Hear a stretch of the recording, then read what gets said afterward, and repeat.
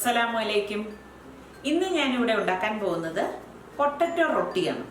ഇത് വളരെ പെട്ടെന്ന് തന്നെ നമുക്ക് തയ്യാറാക്കിയെടുക്കാൻ പറ്റുന്ന നല്ലൊരു റൊട്ടിയാണ്.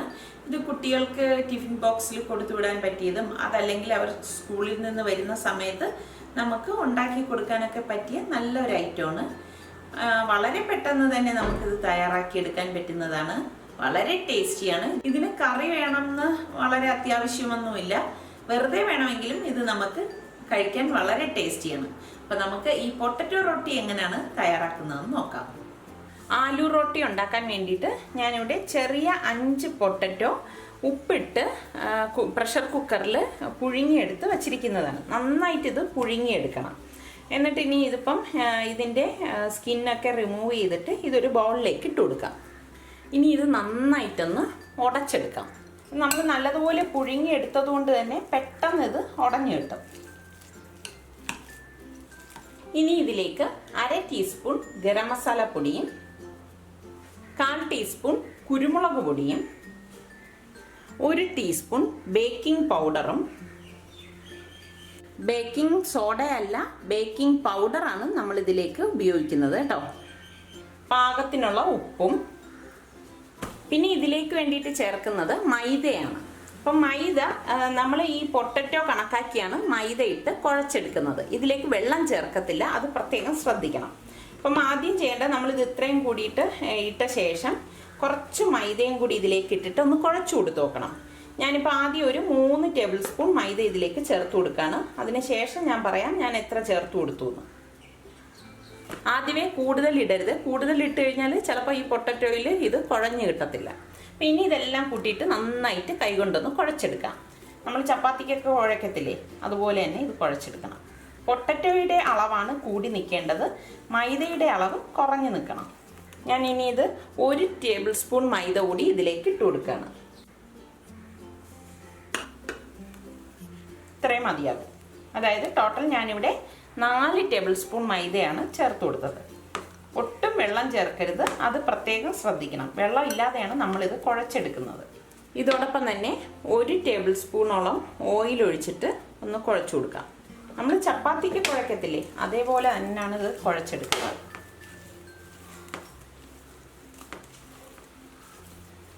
പിന്നെ നമ്മളിത് കുഴച്ചെടുക്കുമ്പം ശ്രദ്ധിക്കേണ്ട ഒരു കാര്യം എന്താണെന്ന് വെച്ചാൽ, നിങ്ങൾ നോക്കണം. ചിലപ്പോൾ നിങ്ങൾ ഉപയോഗിക്കുന്ന പൊട്ടാറ്റോയ്ക്ക് സ്റ്റാർച്ച് കൂടുതലായിരിക്കും.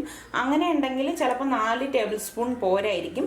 കുറച്ചുകൂടി മാവ് ഇതിലേക്ക് ഇടണമായിരിക്കും. എന്ത് തന്നെ ആണെങ്കിലും നിങ്ങൾ നോക്കിയാൽ മതി.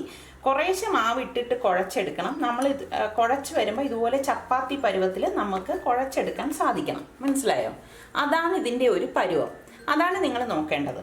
അപ്പോൾ ഇതിലേക്ക് എത്രയാണ് മൈദ വേണ്ടതെന്ന് എനിക്ക് കൃത്യമായിട്ടൊരു കണക്ക് പറയാൻ പറ്റത്തില്ല. ഈ പൊട്ടറ്റോയെ ഡിപ്പെൻഡ് ചെയ്തിരിക്കും.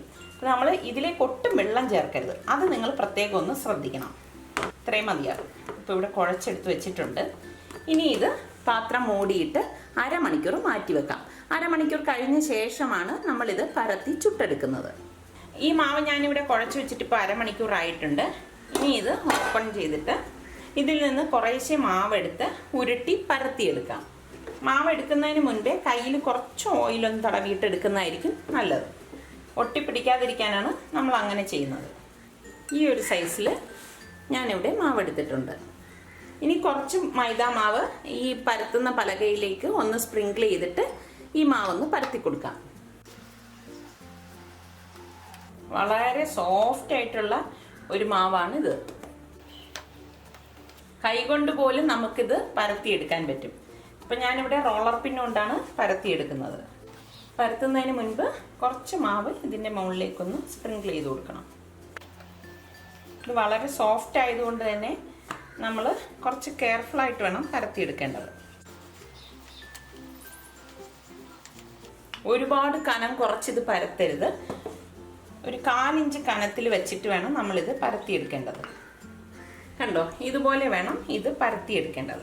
ഇനി ഇതിനെ നമുക്ക് സെൻറ്ററിൽ നിന്ന് 4ആയിട്ട് കട്ട് ചെയ്യാം.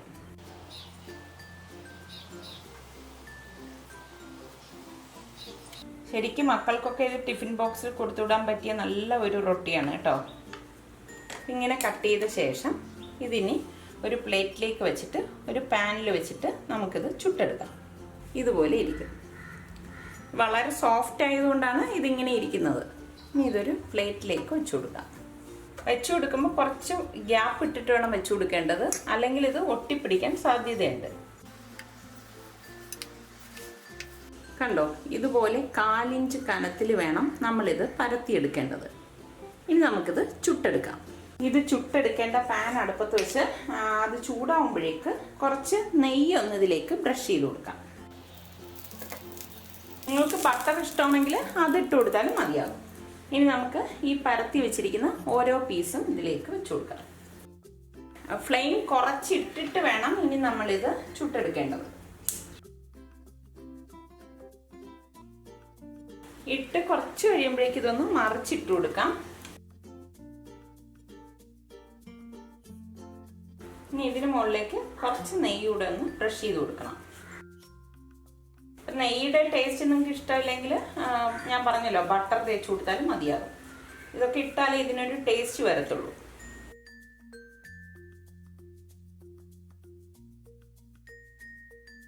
ഇതിവിടെ ഒരു സൈഡ് റെഡി ആകുമ്പോഴേക്ക് വീണ്ടും നമുക്കിതൊന്ന് മറിച്ചിട്ട് കൊടുക്കണം.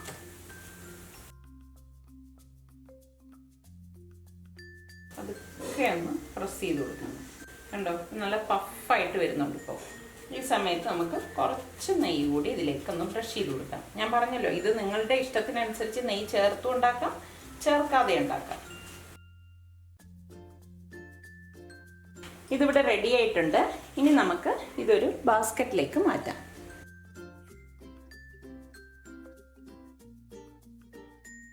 വളരെ പെട്ടെന്ന് തന്നെ ഉണ്ടാക്കിയെടുക്കാൻ പറ്റുന്ന ആലു റൊട്ടി ഇവിടെ തയ്യാറായിട്ടുണ്ട്.